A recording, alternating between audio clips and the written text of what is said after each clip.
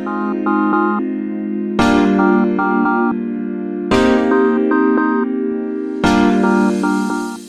hapon po sa ating lahat mga kabayerong kano. Update po tayo sa araw na to, araw ng Miyerkules, September 13, 2023. Oras ng alas 2:20 ng hapon at andito po tayo ngayon sa Piodorant Albay Port. Ayan.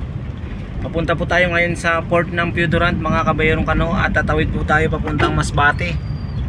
Ayan, titingnan po natin ngayon kung may barko po ngayon papuntang Masbate o mamayang hapon pa o kaya bukas madaling araw. Ayan. At sa mga minamahal kong followers dyan, subscribers at FB friends, ayan, shoutout po sa inyong lahat at magandang hapon po sa inyo. Andito na po tayo ngayon si Kaboy Biyerong Kanoo. Andito na po ngayon sa Piodorant Port. Ayan. Andito na po tayo ngayon sa Piodorant Port mga kabiyerong Kanoo natin dyan. Ayan. Papakita ko po sa inyo yung Piodorant Port. Ayan po. At papasok po tayo dyan ngayon sa Piodorant Port. At itatanong po natin ngayon ang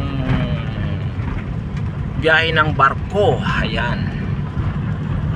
Welcome to Piodorant Port. Ayan. Salamat po sa walang sawang pagsuporta mga kabiyerong Kanoo sa ating FB Reels. Ayan, sa video reels natin. At ayan. Thank you Lord, thank you Lord. At andito na kami ngayon sa port ng Piodorant. Ayan. Sa port ng Piodorant na po tayo.